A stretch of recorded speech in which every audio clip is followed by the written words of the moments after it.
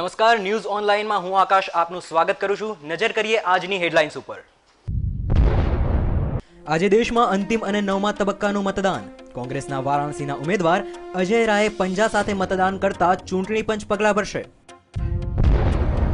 વારાણસીમાં આમ આદમી પાર્ટીના નેતા રાજેશ ઋષિની પોલીસે કરી ધરપકડ। રાજેશ મતદાતાઓને પૈસા આપી કરાવતો હતો મતદાન। અમેઠી બેઠક પર બીજેપીના ઉમેદવાર સ્મૃતિ ઈરાનીની ઉમેદવારી રદ થઈ શકે તેમ છે। સ્મૃતિએ અમેઠીની રેલીમાં ચૂંટણી ખર્ચની લિમિટ પાર કરી કર્યો વધારે ખર્ચ।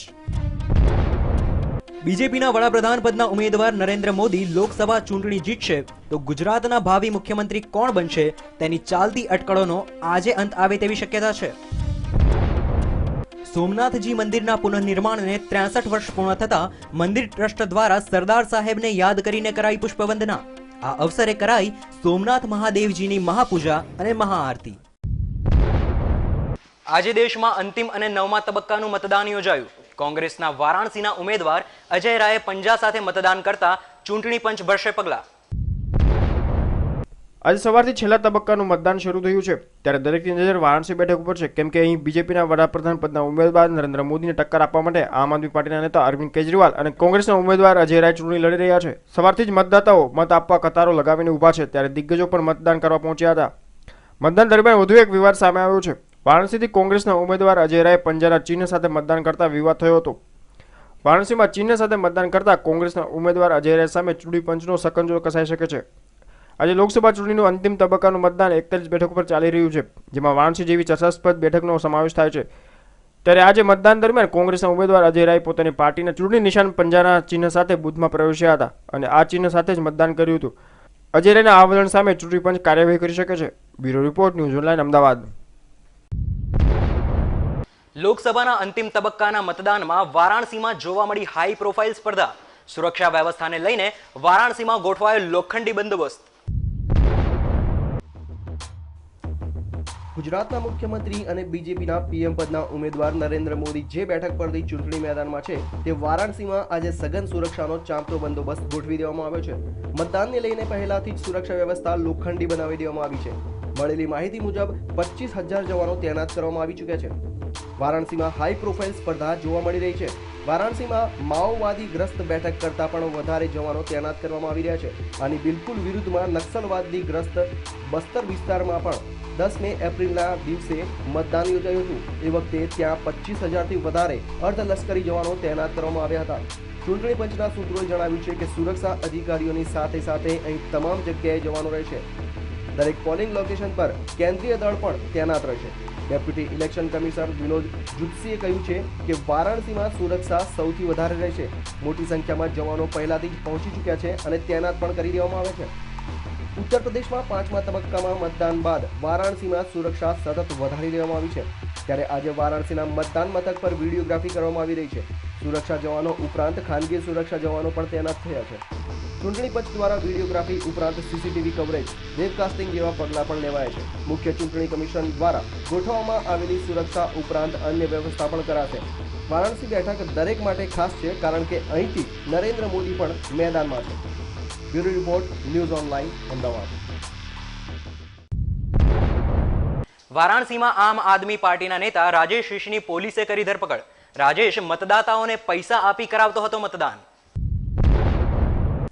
દેશમાં ઈમાનદારી અને ભ્રષ્ટાચાર મુક્ત ભારતના બણગા ફૂંકતી આમ આદમી પાર્ટી ફરી એકવાર ચર્ચામાં આવી છે। તાજેતરમાં પોલીસે આમ આદમી પાર્ટીના નેતા રાજેશ ઋષિની ધરપકડ કરી છે। રાજેશ ઋષિ વારાણસીમાં વોટરોને આમ આદમી પાર્ટીને મત આપવા માટે પૈસા આપતા ઝડપાયો હતો। તેના કારણે પોલીસે રાજેશ ઋષિની ધરપકડ કરી છે। અત્રે ઉલ્લેખનીય છે કે આમ આદમી પાર્ટીના નેતા મનીષ સિસોદિયાની પણ ધરપકડ પોલીસે કરી હતી। ચૂંટણી પંચે મનીષને વારાણસીમાં પ્રવેશ પર પ્રતિબંધ મૂકી દીધો હતો પરંતુ મનીષ પાર્ટીના કાર્યકર્તાઓ સાથે વારાણસીમાં જોવા મળ્યા હતા જેના કારણે પોલીસે મનીષ સિસોદિયાની ધરપકડ કરી હતી। Bureau report, news online, Ahmedabad. Amethi બેઠક પર બીજેપીના ઉમેદવાર સ્મૃતિ ઈરાનીની ઉમેદવારી થઈ શકે છે રદ। ચૂંટણી પંચે આરોપ લગાવ્યો કે સ્મૃતિએ અમેઠી રેલીમાં ચૂંટણી ખર્ચની લિમિટ પાર કરી અને કર્યો હતો વધારે ખર્ચ। યુપીના અમેઠીમાં 5 મેના રોજ થયેલી નરેન્દ્ર મોદીની રેલી ચૂંટણી પંચના નિશાના પર છે. શક્યતા છે કે આ રેલીમાં વધારે ખર્ચ કરવામાં આવ્યો હતો અને અમેઠીના બીજેપીના ઉમેદવાર સ્મૃતિ ઈરાનીએ ચૂંટણી ખર્ચની લિમિટ પાર કરી દીધી હતી. જોકે ચૂંટણી પંચ હજુ કોઈ અંતિમ તારણ સુધી પહોંચ્યું નથી, પરંતુ જો તપાસમાં સાચું સાબિત થશે તો સ્મૃતિ ઈરાનીની ઉમેદવારી રદ થઈ શકે છે. ચૂંટણી પંચે એક ઉમેદવારને ચૂંટણી પ્રચાર કરવા 70 લાખ સુધીના ખર્ચ કરવાની પરવાનગી આપી છે. ચૂંટણી પંચ એ વાતની તપાસ કરી રહી છે કે સ્મૃતિ ઈરાનીની ખર્ચ લિમિટ 70 લાખને તો પાર નથી થઈને. પંચના એક અધિકારીએ નામ જાહેર ન કરવાની શરતે જણાવ્યું કે આ તપાસનો હેતુ એ જાણવાનો છે કે સ્મૃતિએ પ્રતિનિધિત્વ કલમ 77 અને 78નો ભંગ તો કર્યો નથી ને. ગાંધી પરિવારનો ગઢ ગણાતા અમેઠીમાં આ વખતે કોંગ્રેસના ઉપાધ્યક્ષ રાહુલ ગાંધી ચૂંટણી જંગમાં છે. જો બીજેપીએ સ્મૃતિ ઈરાની તો આમ આદમી પાર્ટીએ કુમાર વિશ્વાસને ચૂંટણી મેદાનમાં ઉતાર્યા હતા. કોંગ્રેસના એક સિનિયર નેતાએ જણાવ્યું કે કોંગ્રેસ પાર્ટી મોદીની રેલીને લઈને ચૂંટણી પંચને ફરિયાદ કરશે અને સ્મૃતિ ઈરાનીની ઉમેદવારી રદ કરવા માટે પણ દબાણ કરશે. Bureau report, news online, Ahmedabad.